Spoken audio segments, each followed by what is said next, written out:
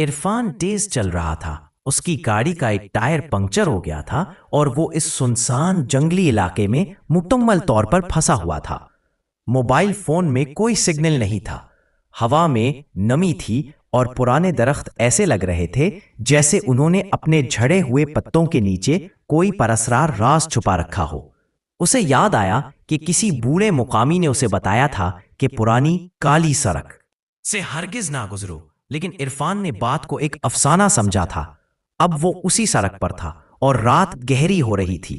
سڑک پتھریلی اور ٹیڑھی میڑھی تھی، دونوں طرف گھنے درختوں نے اسے مکمل طور پر ڈھانپ رکھا تھا جیسے کوئی تارے سرنگ۔ ہوا بھی رک گئی تھی، ایک عجیب سی خاموشی چھا گئی تھی۔ اچانک اسے دور سے ایک ہلکی سی جھنکار سنائی دی، جیسے کوئی گھنٹی بج رہی ہو۔ آواز قریب آ رہی تھی۔ پھر اس نے وہ آواز دوبارہ سنی۔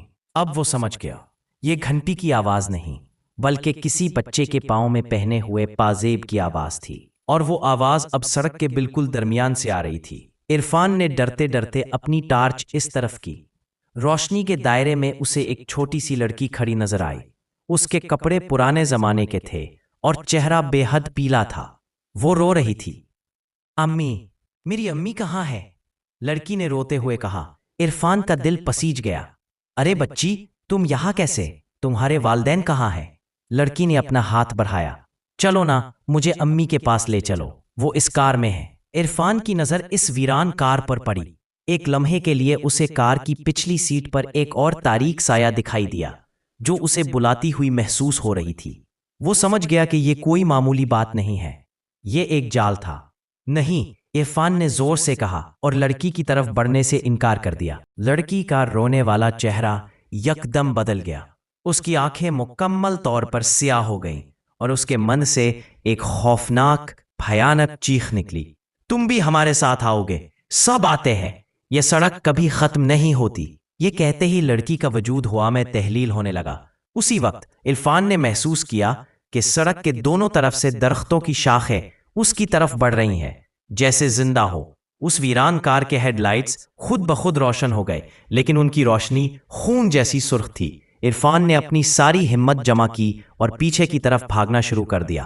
وہ جتنا بھاگتا، سڑک اتنی ہی لمبی ہوتی محسوس ہوتی۔ اس کے پیچھے پازیب کی آواز، کار کے انجن کی گڑگڑاہٹ اور عجیب و غریب ہسکیوں کی آوازیں سنائی دے رہی تھی۔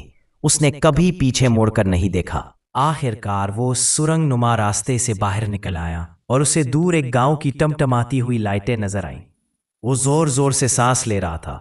جب اس نے پیچھے مڑ کر دیکھا تو وہ کالی سڑک غائب ہو چکی تھی، جگہ پر صرف گھنا جنگل تھا۔ اگلے دن جب عرفان نے گاؤں والوں کو اپنا واقعہ سنایا تو ایک بوڑھے نے سر ہلاتے ہوئے کہا، بیٹا تم بہت خوش قسمت ہو جو زندہ بچ نکلے۔